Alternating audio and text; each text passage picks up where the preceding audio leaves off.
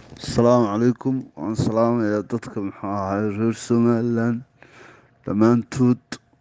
Waxaan halkan tacsi uga dirayaa muxuu ahaay dadkii ku dhintay ayaantii dhaweyta mudaharaadkii xisbiyada mucaaradkii ay mudaharaadayeen. Waxaana runtii aan halkan ka sheegayaa in aniga aan ahay dadkii dhalinyarada ahaa ee wadanka markii hore usoo dagaalamay dagaaladii dowladda maxamed saad barre markii aynu ku jiray galay. Marka waxaan jecelahay wadankaygu inuu wadan fiican oo qurux badan oo horu maray uu noqdo. Laakiinse iminka waxaa wadanka ka taagan muxuu ahaay murankan muxuu ahaay doorashadu waa wax niyow lala yaabo maogti oo maanta oo aynu 30 sano jiray in muranka aynu gallo ma ahayn in dastuurka iyo sharciga la raacaa bay ahayd. Waxaa cad labada doorasho ee laysku hayo inay horeyso doorashada muxuu ahaay madaxweynuhu. Markaa doorashada madaxweynuhu hadday horeyso intii ururada laga soo horumariyo dee maaha waxaa weeye dee madaxweynaha iyo wasiirka arrimaha guduhu in ay yidhaahdaan dee labada xisbi doorashada geli maysaan dee xaq uma laha. Runtiina dadka maaragtay taageera labada xisbi oo dad muxuu ahaay dadka haddeer somalilan ugu badana dee wax horena way tirsanayeen. Waxay tirsanayeen madaxweynihii wadankan xoreeyey ee ugu horreeyey ee xilka qabtay isaguna muxuu ahaay in dowladdiisii ay madaxweyne biixi iyo wasiir kaahin ay ishortaageen. Iminkana ay leeyihiin doorashada nala geli maysaan oo halkaa ay ka cad tahay dee in ay madaxweynaha iyo dee muxuu ahaay wasiirka arrimaha guduhu ay dadkaas si gaara u beegsanayaan. Marka waxaa u diidaya dadkaas inay doorashada galaan, kursiga u sarreeya inay fadhiistaan, inay wadanka ka taliyaan dee inay caddeeyaan baa fiican. Ta kale aan ka hadlayaan waxa weeye wasiirka muxuu ahaay xanaanada xoolaha wasiir sulub oo isaguna maalintii dhaweyto xabaasha ay shaqaaqa yari ay ka qabsatay.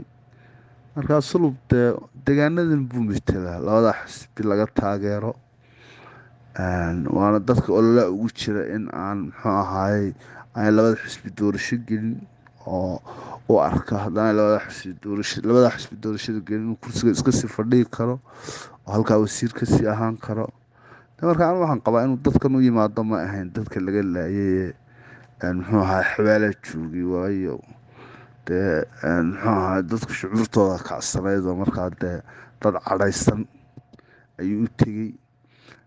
Marka hadday taasi ku dhacday dee inuu yidhaahdo xirsi cismaan iyo muuse cabdallah ishayana dee waa laga fiican yahay oo wax dee muxuu ahaay dee nin weyno mas-uuli ku hadlo ma fiicna. Marka laleeyahay madaxweyne la taliyayaashiisaa xun dee kuwaasoo miidhan baa la jooga oo odhanaya xirsi cismaan iyo muuse cabdallah ishaya. Iska daa xirsi cismaan iyo muuse cabdalle waxaan ishaynin xitaa muuse cabdalle iyo reer samatar baan ishaynin. Cid ishayso oo reer somalilan ma jirto. Doorashada aan gallo iyo nala geli maysaan baa laysku hayaa.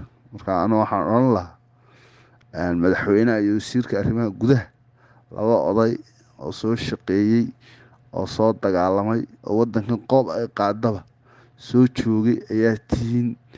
Markaa muxuu ahaay dadka midnimadooda in laga shaqeeyo ayaa fiican iyo wadajirkooda baan anagu odhan lahay. Anigu shaqsiyan haddaan ahay dadkii wadankan iyagoo yarar usoo dagaalamay kun jeer u dhiman gaadhay. Ta kale aan ka hadlayaan waxa weeye dadka reer sool iyo dadka reer awdalow dadka labada xisbi mucaarid taageera waa dadka codka siiya ciday doonaan ee qatuun siiyey ee soo saaray oo riyaale markuu madaxweynaha doonayay doortay ee soo saaray.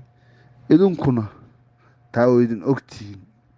Marka waxaa fiican inaad labada xisbi mucaarad isbarbar taagataan oo abaal horena yaa muxuu ahaay dee guddaan mid dambena aad dhigataan oo muxuu ahaay labada xisbi mucaarid iyo darafyadu taageerayaasha labada xisbi mucaarid iyo darafyadu ay isku xidhnaadaan oo ay muxuu ahaay dee wadankan wax looga anigu waxaan jecelahay somalilan qurux badan, muxuu ahaaye cadaalad ku dhisan, oo hadday reedam xilka ay isu soo sharxaan la doorto ay qabtaan, hadday reer sool xilka isu soo sharxaan la doorto ay qabtaan, hadday muxuu ahaaye xilka isu soo sharaxaan ree awda la doorto ay qabtaan.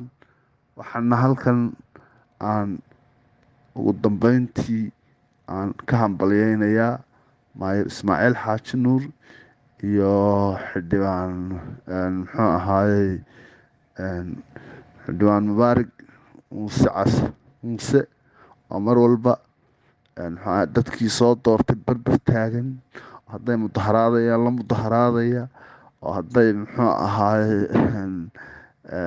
wax kastoo ay doonayaan iyo muxuu ahaay wixii dee muxuu ahaaye ay diidayaan berber taagan. aad baana u salaamayaa dadkayga iyo dalkayga iyagoo isku duuban.